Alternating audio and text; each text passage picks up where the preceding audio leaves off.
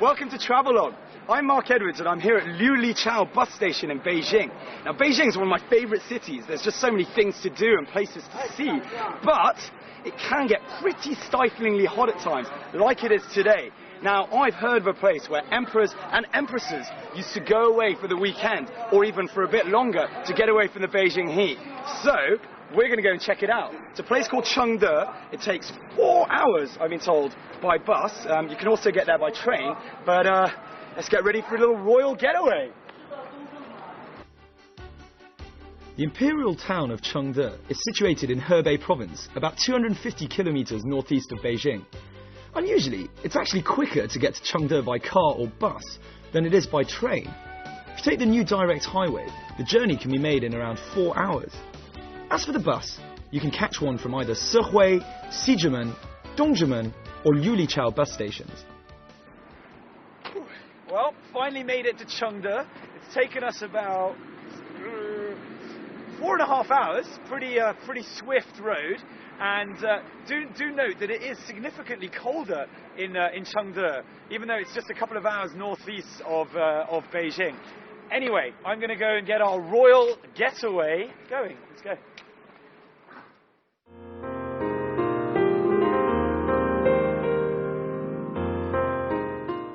The town of Chengde itself is a rather small place and is mostly focused on the tourism generated by the many attractions in the area. In the second half of the Qing dynasty, in other words, the 18th and 19th centuries, Chengde evolved from a hunting ground to a full-blown summer resort, as well as China's part-time centre of foreign affairs. The Manchu emperors such as Kangxi would come here to escape the same Beijing heat I was trying to get away from. They would be trying to return to their northern roots, primarily by hunting, fishing and watching archery competitions. Right, so I've arrived at the Bishu Jiangzhuang, which literally means escape the heat mountain resort. Now this is the must-see attraction in Chengde. It is vast. If you've ever been to the Summer Palace in Beijing, it is way bigger than the Summer Palace. So spend at least one day here. It's got 300 years of history. I'm going to go and buy a ticket. I'll be right back. All right, let's go in.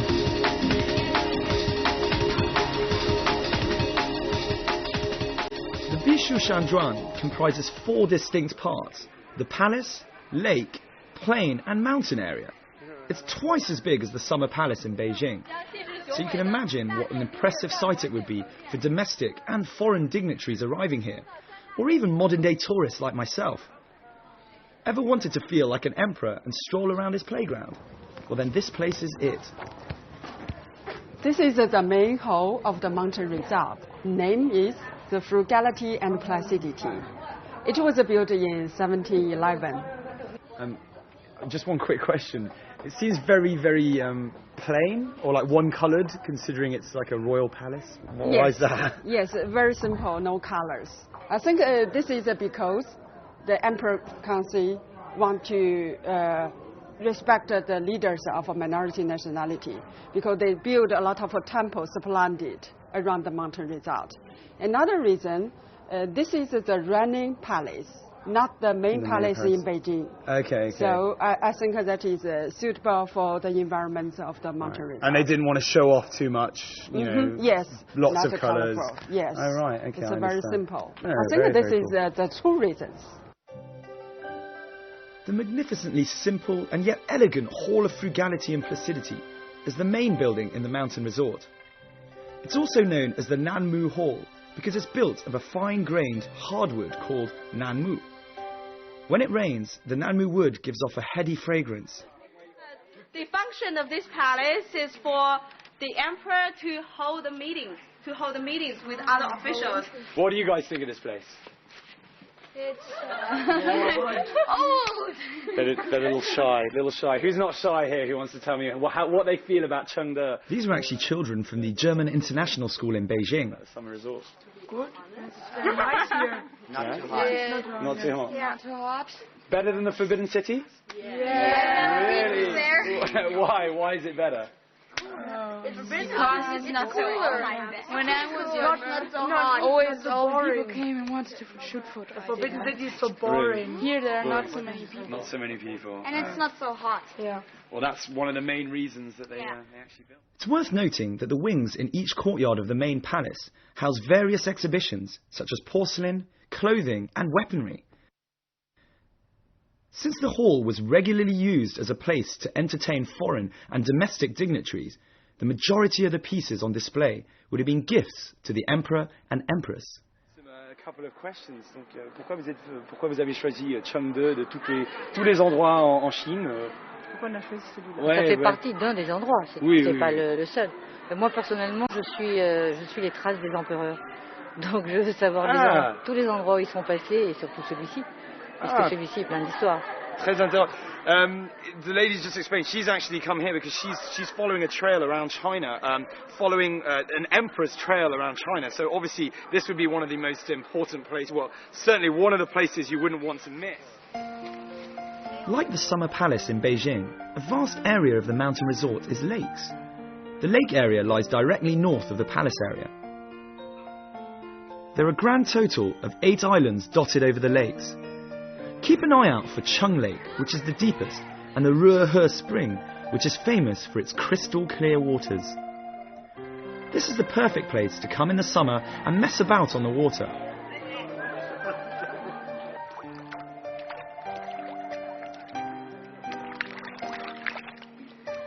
By the way, many of the scenic spots surrounding the lake area were copied from famous landscape gardens in southern China.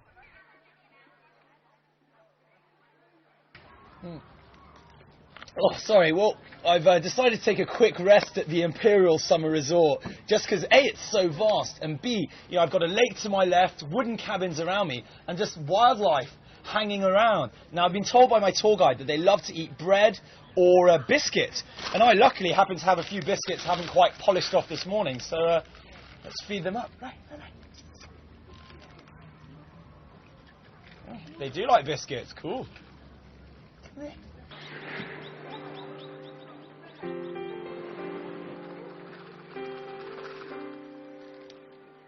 Thanks to the fantastic surroundings and the wildlife roaming freely through the grounds, you really do feel at one with nature here.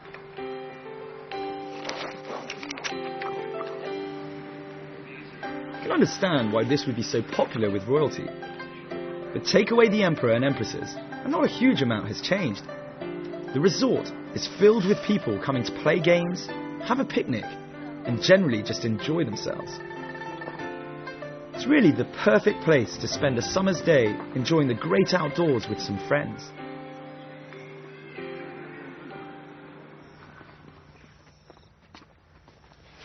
Right, well, you might think that we've arrived in Mongolia at the moment, but we are actually still in the summer resort. This is the place during the Qing dynasty where the emperor would welcome his friends and the people that worked underneath him to eat with him, play, generally just have a really good time. Now, these days, you can come here and do the same, but above all, this is a hotel, so you can come and stay in one of these wonderful yurts for 480 kwai per night, and that's 2 people can stay in there. Right, well, the summer resort is absolutely vast, so to get the best out of it, I'd thoroughly recommend jumping on a bus, one of the many buses that go around. Now, before you start screaming, lazy, lazy, so-and-so, it is actually a bus ride that will take over an hour, and it's 11 kilometers long, so it's definitely worth getting on to get the best out of the summer resort. So,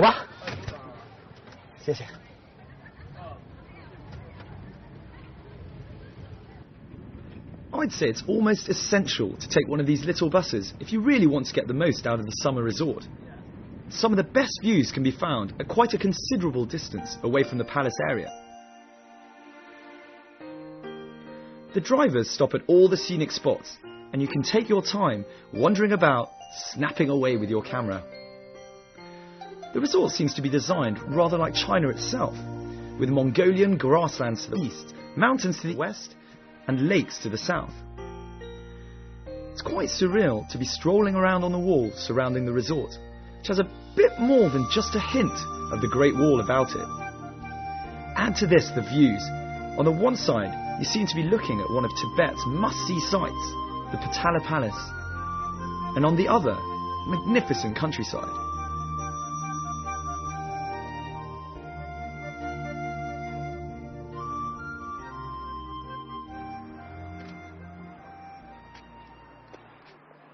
So I've made my way up to the top of the mountain resort, and really there are some fantastic views from here around at this altitude. You can see Chengde town as a whole, or even some of the temples, as you can see, like the one behind me, the small Potala Palace, which I'm going to go and check out tomorrow. And you also have a great view within the mountain resort as a whole, so you can see all of the wildlife and the lakes. But don't just take my word for it, come and check it out for yourself.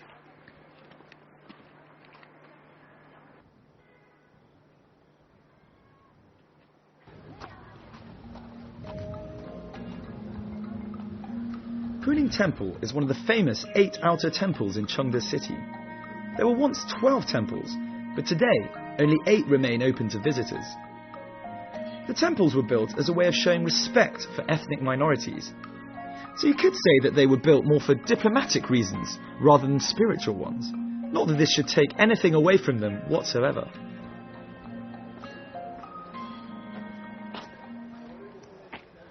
So I'm here in the center of the Puning Se, the only active temple in the whole of Chengde. And it's extremely special because it's been designed with 2 different styles of architecture. Behind us, we have the Han architecture, which you see on your way in. And as you move gradually further towards the back, you'll see that the architecture they use is Tibetan. And if you come here during the summer, you'll also find plenty of Buddhist festivals to enjoy. Now, I'm going to go inside towards the music and go and see the tallest wooden statue in the world.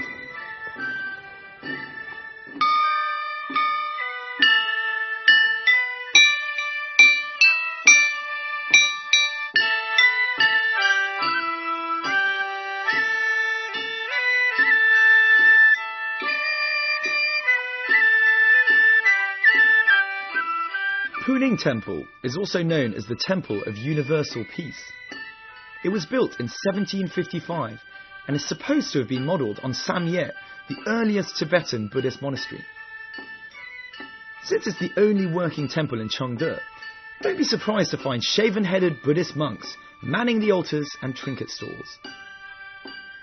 These friendly lamas manage the domain and give the temple an air of spirituality.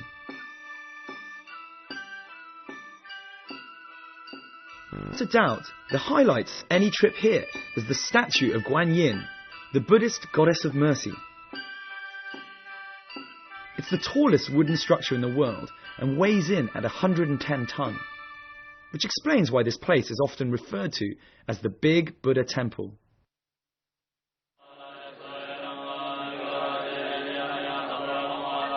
If you can drag yourself out of your comfy bed in time, I come to the temple at 8 o'clock in the morning. It's then that the monks begin their daily morning class. It's definitely worth coming to have a look if you have any interest in Buddhist culture, or even if you're just curious.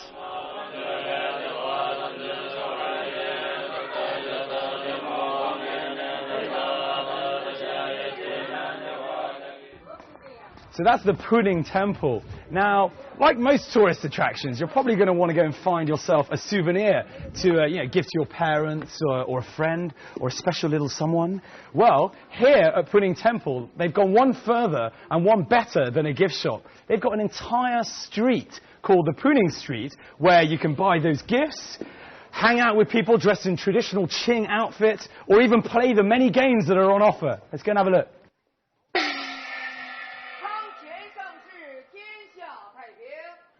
Right, so my tour guide just informed me that I can change some Chinese money for some traditional Qing money and spend it further down the street. So let's see what happens here. 这个是多少钱？10块钱一个。10块钱一个，可以用在那边吗？对。这个是？那个是兑换2000块钱。2000块。All right, so for 10 kwai, I can get one of these wonderful little coins. For 2,000 kwai, I can get this ridiculously heavy. It feels like a weight. I should just be doing weights with it. 2,000 kwai. I'm not going to spend 2,000 kwai on my friends. That's harsh, but I'm just not. 你可以给我10个吧。10个。对，这个是真的或者假的吗？真的。真的吗？可以用在那边。对，可以。Okay, 行。100 kwai. Let's go and spend it. Actually, wait. Yeah, look how cool that is. I'm going to go and spend that. Puling Street is filled with all sorts of entertainers, young and old, who are all dressed in traditional Qing outfits. Do get ready to part with some of your hard-earned cash though, because you'll either be splashing out on souvenirs or showing your appreciation to the entertainers.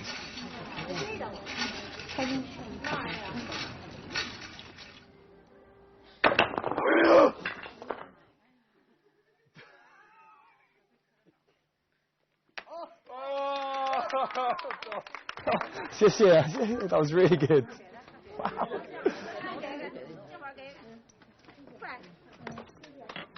满口完得儿，2手前后交代一下，拿过来，注意一扒拉说走进去，来一个，哎，1个2个3个3个2个1个，拿起来轻轻一扣，扣上它，注意把它交在手里，这里没有，这里3个，非常快，能看明白不？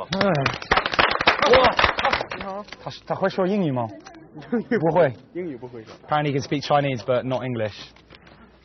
你必须教他英语。Hello, 你好。Oh, that sounded like go away or something. Oh, something even worse than that. Cool. 你好。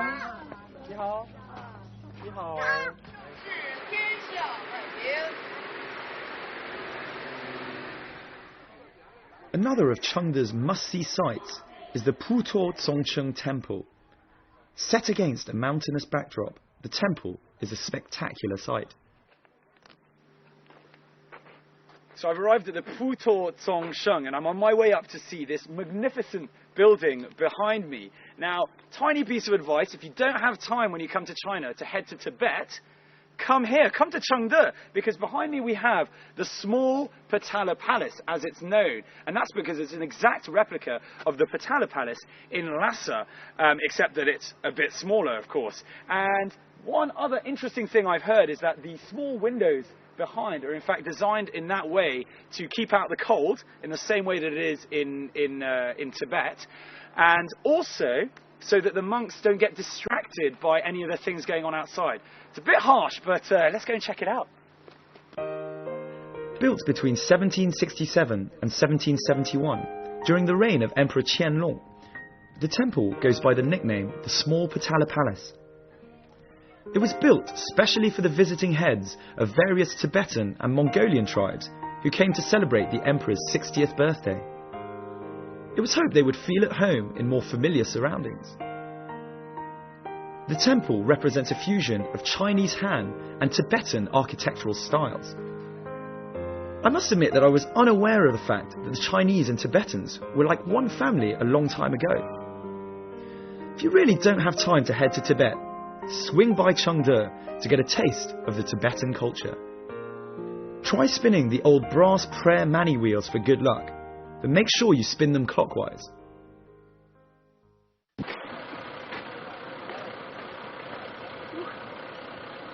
So I'm on my way to Weichang, and I've been told it takes between 3 and 4 hours to get there. And you can grab one of these tour buses. They go every day.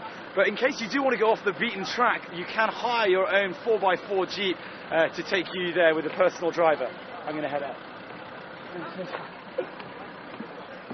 Important to be polite.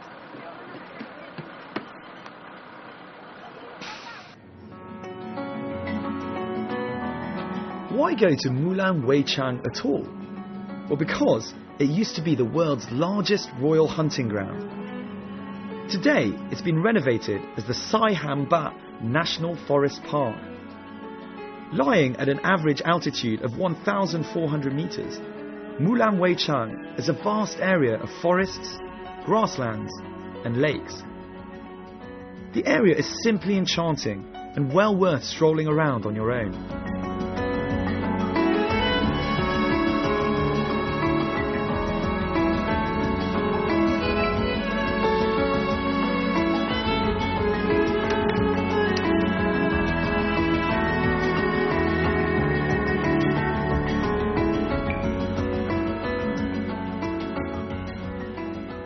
哎，你好。你好，你好。你好，你好。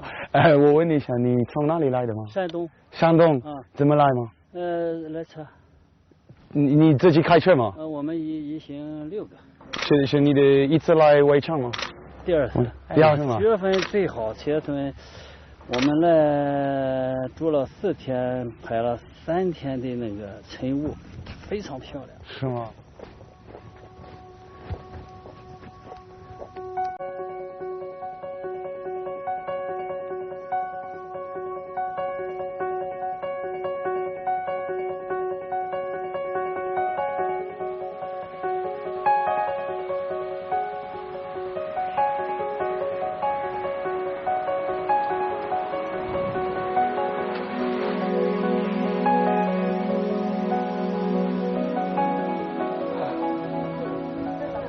谢谢。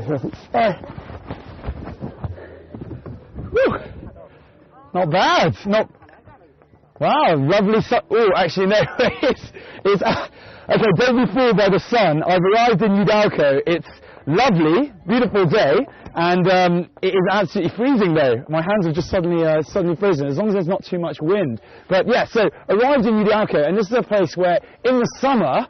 People love to come here because you can go on the lake, take a boat ride on the lake, you can come horse riding, there's archery, there's all types of hunting, there's just lots of fun to be had around here. Even in the winter it's very good fun because the views of the mountain scenery is absolutely fantastic. But I do suggest you bring lots and lots of warm clothing because it really does get absolutely freezing. I'm going to go check out the Moon Lake behind me. Here in Udalco, I feel like a little ant strolling around the vast expanses of nature. Crystal clear lakes, forests and hills as far as the eye can see, and wildlife running free. There are several guest houses and hotels scattered throughout the area. They offer all the amenities you'll need, as well as certain fun items during the weekends and public holidays, such as karaoke, mutton roasts, and lots of dancing and drinking. If you're looking for a weekend outing from Beijing to get a rounded experience where you can immerse yourself in an intriguing variety of cultures and find yourselves humbled by the sheer vastness of nature, then Chengde and its adjoining hunting ground at Mulan Weichang are definitely for you.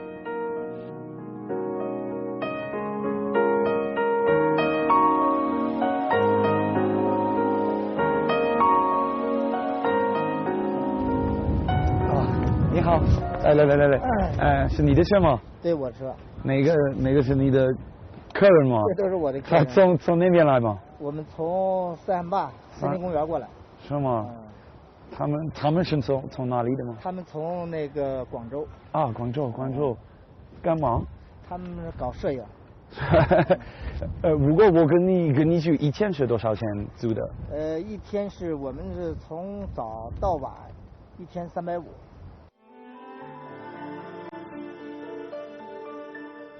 The Mulan Weichang Imperial Hunting Ground is absolutely vast. It can be visited at all times of the year, although of course each season brings with it a different appeal.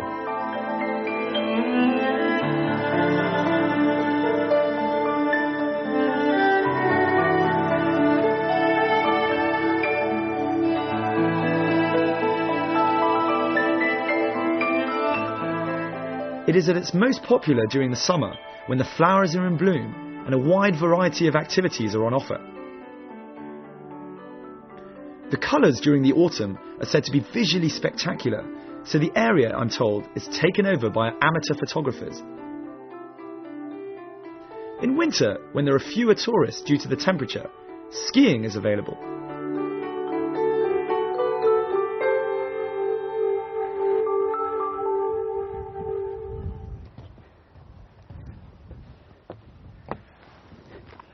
I just took a bit of time to myself down by one of the many lakes that you can find in Weichang, and they're literally spattered all over the place.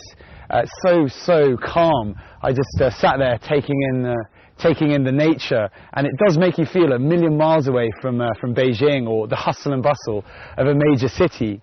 Anyway, I hope you've enjoyed the last half hour and our trip around Chengde, and especially the royal getaway that is this wonderful place. I'm Mark Edwards, and I'll see you very soon on another episode of Travelogue.